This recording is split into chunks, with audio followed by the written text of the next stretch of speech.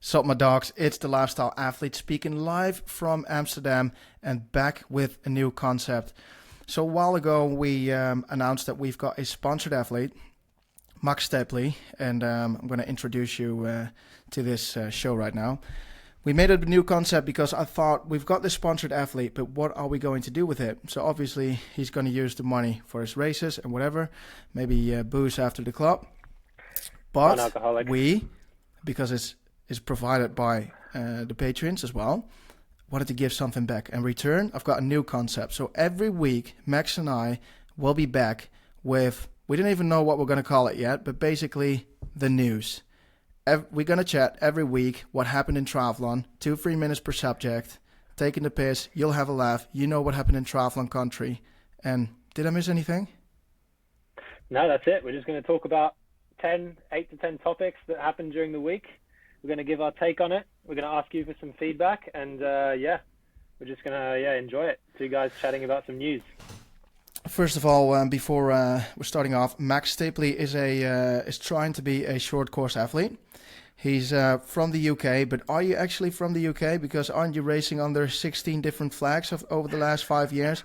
I'm not really well known into the short course.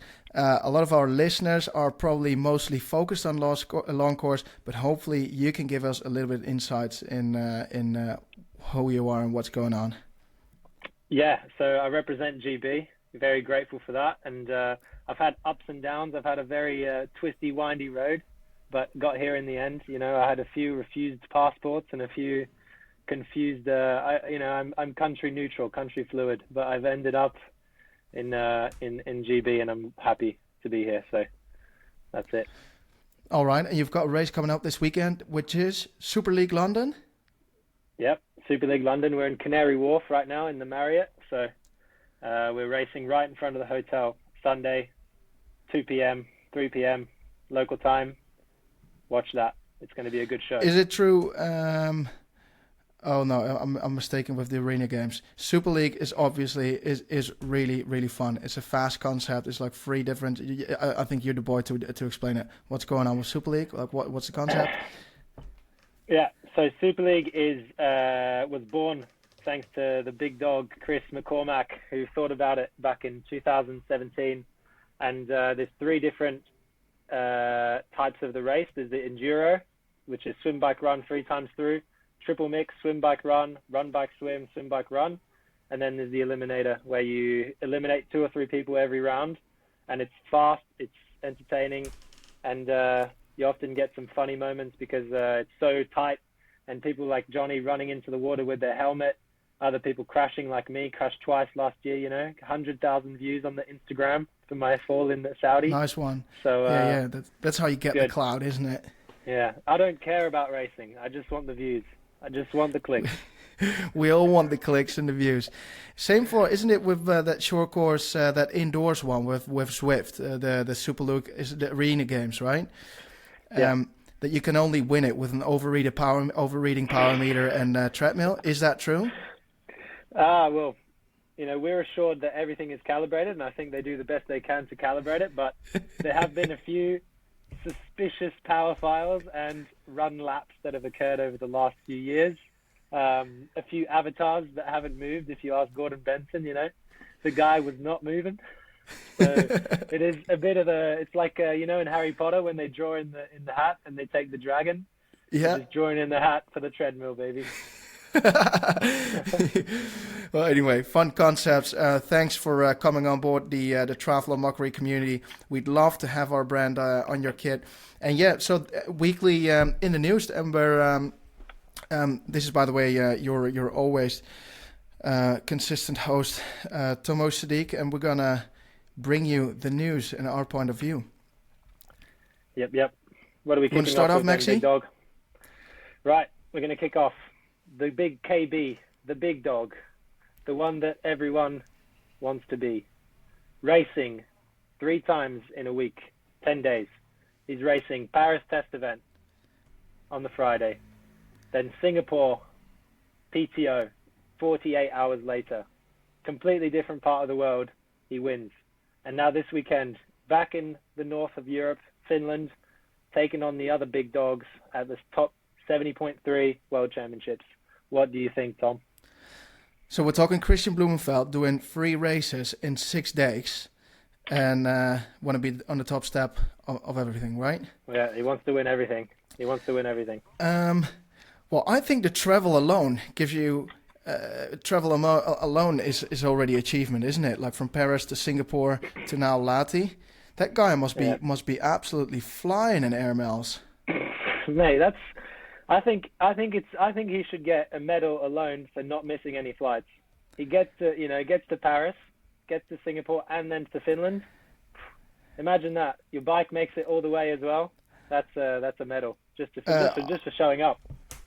I think that is crazy that he's able to do 3 races in 1 week and be able to be like top because that's 2 different things. Being able to make the race and being able to top perform. I've once done 2 races in 1 week, like 6 days apart. Absolutely fried myself in Florida and Texas. Also, I think the time difference in this one is absolutely massive, going from Paris to Singapore and then back to Lati. What do you think his trick is? I think Morton, shitload of Morton with caffeine. Mate, I think the more Morton and Red Bull, they say it gives you wings. This guy is giving the bloody planes wings because he's getting to where he needs to go really quick, and he's getting there really fit. So, but I've got a theory. I've just thought of, how they're all about the science, the Norwegians. It's all about the science. Do you think that he's factored in the time that he's going to be in the plane, and that's altitude training? Because he was in Font-Romeu, okay? And then he goes down and he spends 13 hours in the plane at 2,000 plus 2,000 meters. And then he does the same thing back to Finland. I think Olav, the scientific method, they've calculated. Maybe he has a home trainer in the back of the plane. They're doing a session up there. I don't know. So you would say amazing. It's actually an altitude training, like taking the airplane? I think so. I think he's factored it in, He's ahead of all of us, so... I think he's traveling with his feedback trainer and his aero in the back of the plane. Other striking news this week. Another top professional known as Janice Frodeno has fallen for the financial heavyweight for a non-alcoholic brand.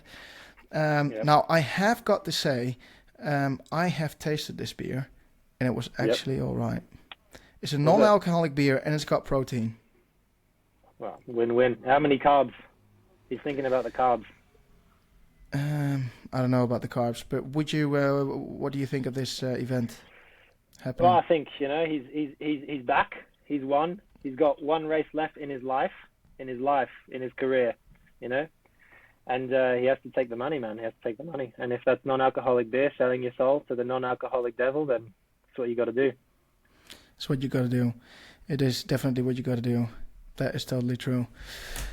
Other news. Lionel Sanders said during the pre-press conference at the World Championships in Lati, so someone asked him a question, if you would win the race, where would you donate your prize money to? And he said, I know the ITU guys and girls, women, men, are working so hard but earning so little that I would donate it to a young gun. Yeah, I think we saw that, we had a fellow news organization post up the difference between the prize monies in both races. What do you think it was for 15th in the test event? 15th in the most competitive race in the whole calendar, because they pay down to top 15 in this race. So how much do you think?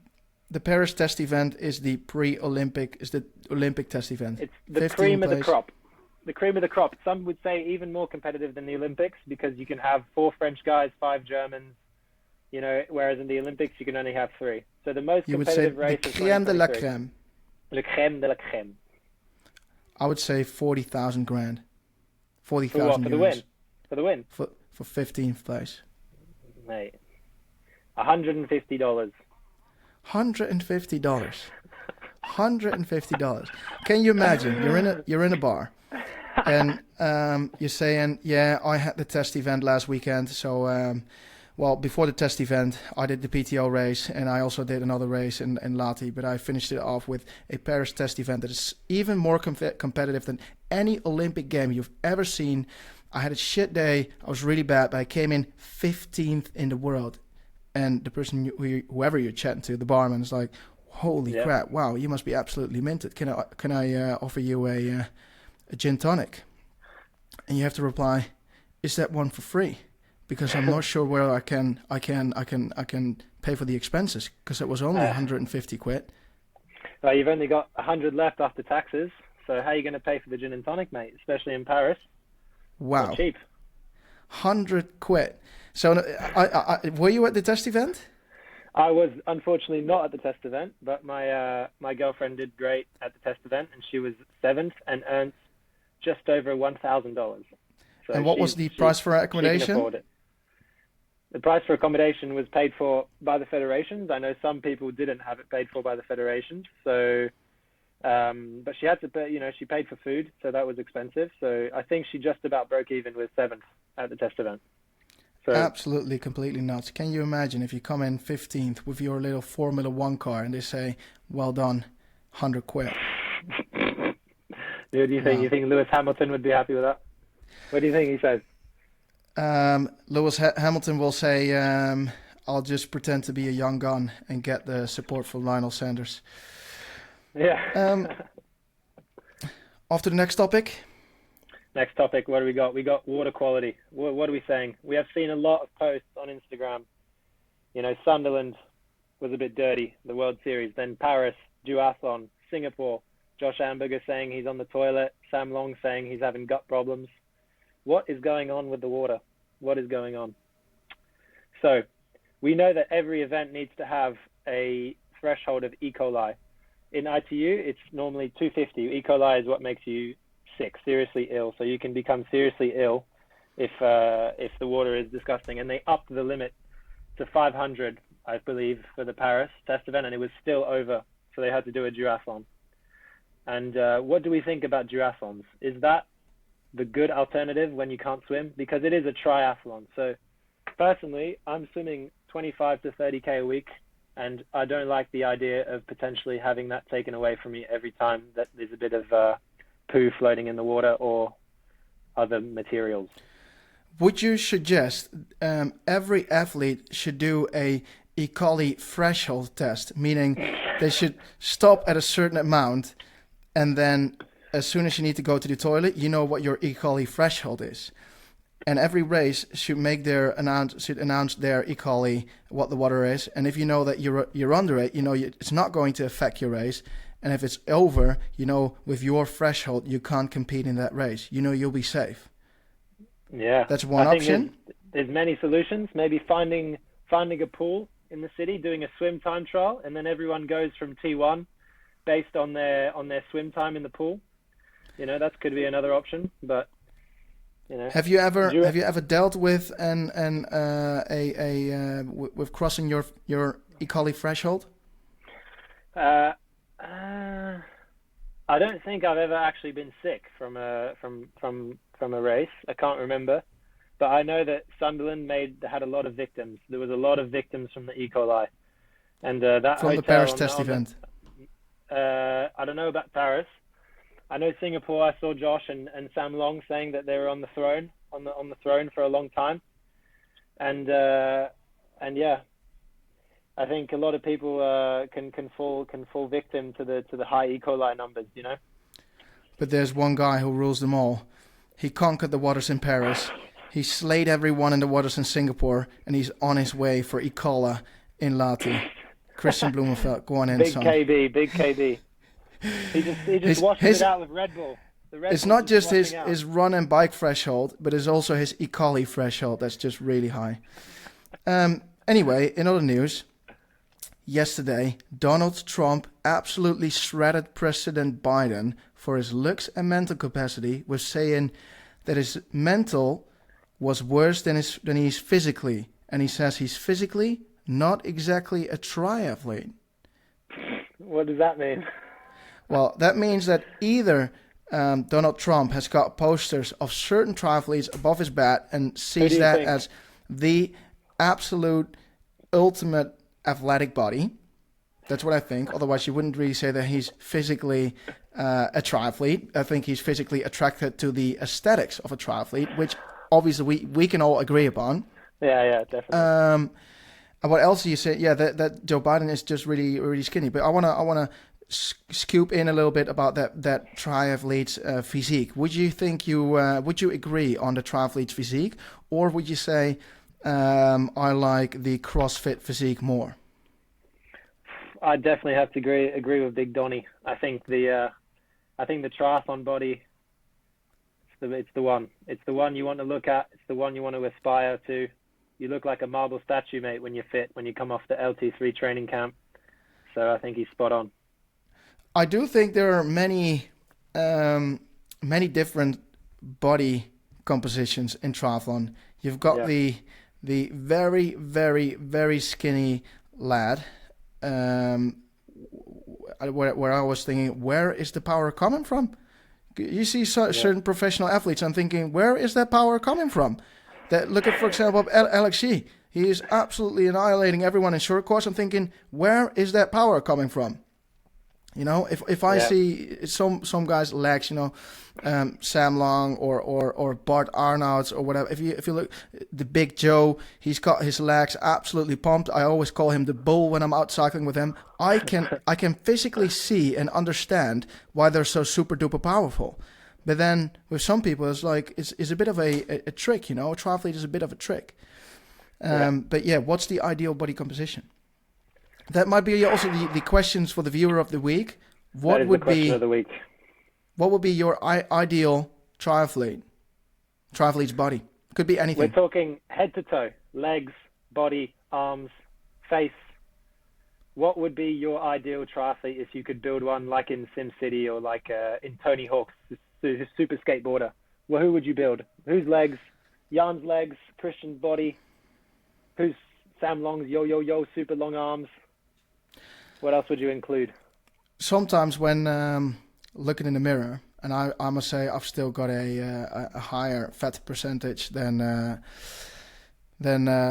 regular professional triathlete, but that's maybe also because I carry the subtitle of a lifestyle athlete, and I visit the Uncle Donald more than often. But I must say, I actually think that makes the physique sexier, a bit of a chop. A bit of a chubby to the side. That's the dad bod. The girls, they love the dad bod, huh? You can also you can always go fast with a dad bod. Anyway, in other news, terrible news coming from IRONMAN Ireland, where 2 people died during the swim portion of the IRONMAN 70.3 last weekend that took place in Yaw. Swim conditions were rough. Yeah, Kyle Smith won the race in some tricky conditions. I saw a video of the swim start, and it did look like there were some big waves coming in, some choppy, windy, cold conditions. And obviously, our condolences go out to the families and everyone who was affected by the loss of those 2 people. But yeah, no, tragic. I mean, I saw that and I was shocked. I don't really understand how that can happen. I mean, obviously the conditions were strong and people potentially not ready for the conditions that could create a bad combination. But yeah, for people to pass away doing what they love is tragic. Well, I can actually do see how something like this can happen. I've got one memory from my first 70.3 in Barcelona that I did in 2017. 5 days before I went out to the race, I did my first ever swim in open water because I just started out doing triathlon, and I did my first open water swim 5 days out from the race. And I remember I went in and I had a panic attack. And the sea was calm, there was nothing going on. I had a panic attack. I laid on my back. I was breathing really hard. I was scared. I just wanted to go back, but I absolutely panicked, almost got no breath. And I remember when I was back sitting on the shore that I thought to myself, how am I ever going to make this swim? Am I even going to finish the swim? So I can imagine when conditions are rough like that, even if you're experienced or not, that it can catch you off guard. You can get a wave in your face, and then maybe someone can swim over you, where you have a situation where you don't catch breath for two free strokes, you know, in combination with a panic attack. There's just a lot that could go wrong in a swim, and I think it's just too lightly thought that everyone is really experienced in the water or should be able to finish the swim. And I think especially in conditions like these, that Ironman should have an option of people not taking part in the swim. They should be able, because I heard a lot of people were scared. They should be able to say, like, I'm not doing the swim, I want to do the bike and run. And yes, maybe you can't qualify for Worlds then, but whatever, is safety first. And I don't think you can force people with going into the water in conditions like this. And obviously for a race director, it's really hard to call swim or no swim, because you don't want to have you want to give people who do want to swim a chance to do, but conditions like these can be very, very tough for you. I mean, you're an experienced swimmer. You're like front pack ITU, but even last year, as an experienced 54-minute swimmer pro in South Africa, conditions were like almost as rough as in Ireland, and I was scared, mate. Came out of the water almost dead last. It was only 700 meter swim. I was absolutely frightened in that water. Can you imagine if you if it? So yes, I do think. Do you think there should be a flag system? Because in ITU, sometimes based on the heat, we have a system. It's like green, yellow, red, black, based on how bad the heat is. Do you think, going forward, Ironman and other races where there's mass participation and a risk of potential tragedy or potential, whatever, there could be a flag system based on the conditions of the water, and based on your swimming ability, maybe you can make the judgment not to get in, and then there's an option to maybe carry your entry over or start the bike, and I don't know, we can come up with all sorts of ideas. But do you think there should be a flag system? I think in the end, yes, there could be a flag system that should show how harsh the swim conditions are, but then it should be in the athletes' hands whether they want to start the swim or not. Yeah, definitely. Yeah, with I agree. Obviously its consequences that you can't, for example, qualify for Worlds, but I think for these people, it doesn't really matter. Safety first. Safety first. And also for a brand like Ironman, you don't want your name in the news with people dying during race events. Sports events should be the cherry on the cake for hard training and should be cherished with great moments only and memories, instead of like a black day like this. Agreed. Next subject. Instagram doping. We have had a scandal in the triathlon podcast world. There has been some allegations, there has been some fighting, there has been all sorts of things thrown around on social media. And that has led me to a question, Tom. What is worse? Instagram doping, so buying followers for sponsors, or actual doping? Because you're technically making money from both. So what do you think is worse? What do you think is more immoral? I think real doping obviously is worse because two things. Real doping is you're in most cases unable to track it, and you've got an unfair advantage over athletes that are clean. But it's really hard to track. Whereas social media doping, so I'm saying buying followers and likes, first place, it's really strange to compare this anyway. I think it's a bit strange, but social media doping. We haven't been the ones that have thrown this out. That has been put into the world by somebody else. So this has been put in. We're just talking over the situation. We are a news show. We discuss the news. Instagram doping is something else, because if you are a brand and you want to partner up with a certain athlete, you're choosing that certain athlete, you want to work with that certain athlete, you need to do your research whether it's legit or not. And there are a lot of tools and common intelligence to track whether something is BS or not.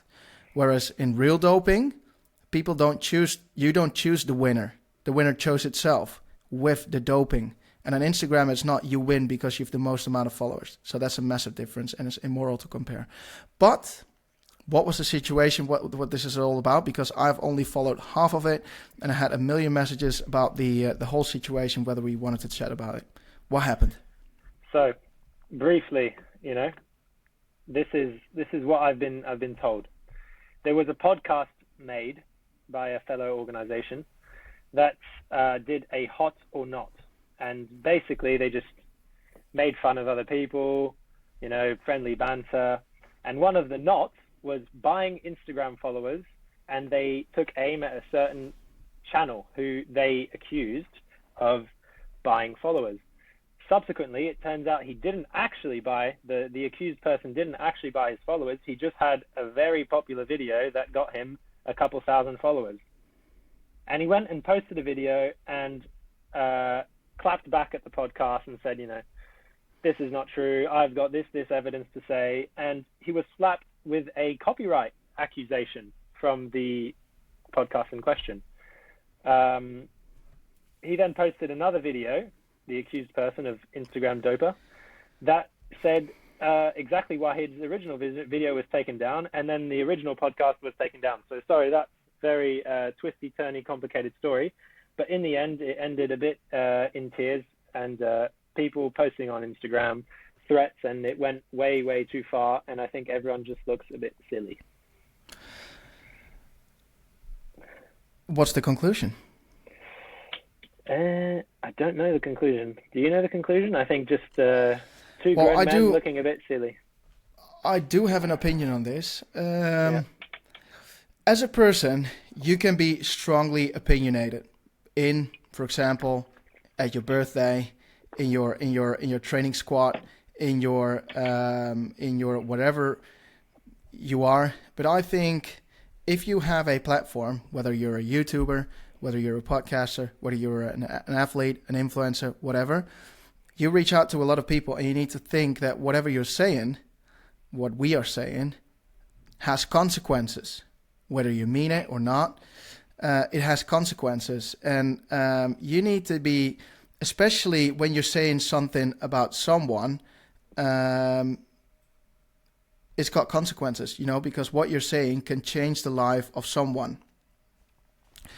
So I always think you need to be very cautious with what you're saying if it's very specific to an individual, because it's getting really close. It could be getting really close to like bullying, making personal, whatever. But that's what I think. But I would like to hear this Saja going 1v1, and I want to hear the chat from them, because the stuff got taken down, sadly. Anyway, on to the next one. It's all gone. Next one. What are we doing? We're doing it's yours. We're on to the picks.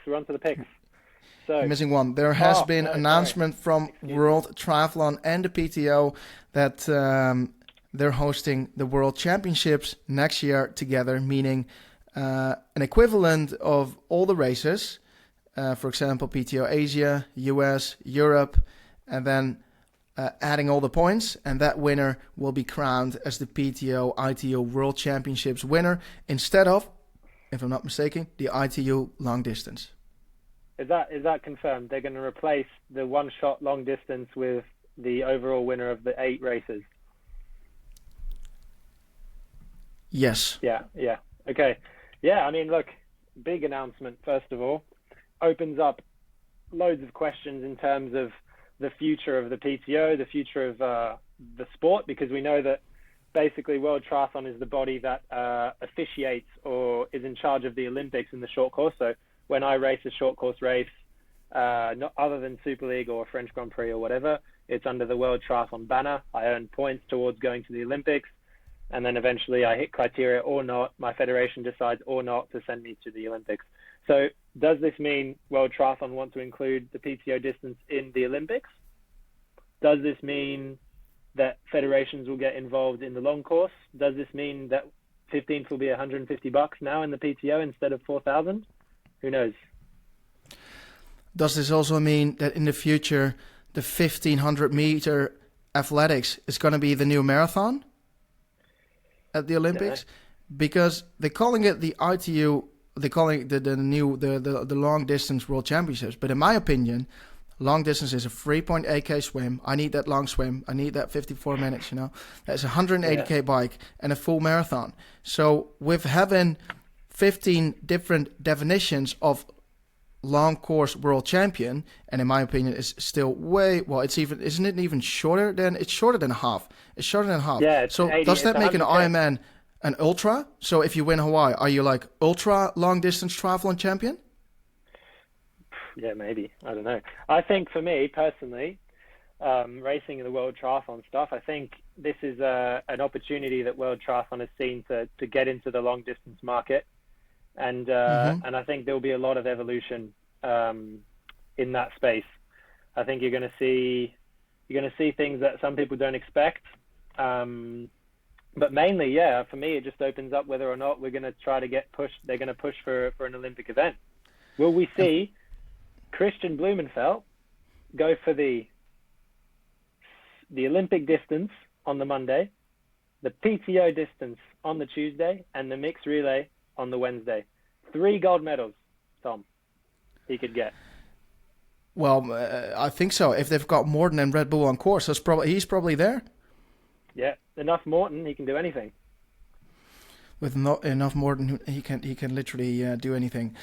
We're getting to the last bit, the race of the weekend, picks for the weekend. So first, we've got Super League. Kick us off. Are you kicking us off with Super League?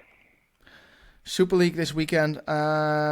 After a disappointing day for a normally top holding dog gal, I expect to see Taylor Spivey on the podium.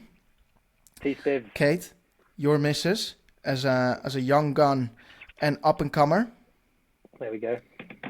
And Beth Potter. What order? I would say Beth, Spivey, Kate. Beth, Spivey, Kate. But I know your missus has got a number one in her heart. So, but this is all just like. Mate, I'll be in trouble if I don't pick her for the win, mate. You know how it is. I know. Now with the lads, I would go for Alexei, the guy where you've got no idea where the power is coming from, but he's absolutely ripping it up everywhere for the top step. Animal. Then Kenji Ninyoa, the Japanese elite samurai, for the second place. And then Henry Skuman with the Dad Watts and the Dolphin Swim for a third place. That's my for the Super League. And then a long course, yours? Long course. In the men, I said it about half an hour ago. I think Big KB gets the job done. I think Kristian at the moment, he's just a bit of a step above. Do you reckon he's going to do it with 2 longs, or do you reckon he's going to open up his third long for this race, that he needs a little bit extra in that chest to open it up for? I don't think he needs it, mate. I think 2's enough. I think he's that much of an animal. He's got that much Morton and Red Bull. He's enough. It's all good. All right. So hey, for the top step, second, I've been seeing Sam Long. He's missing his baby. He's missing his wife.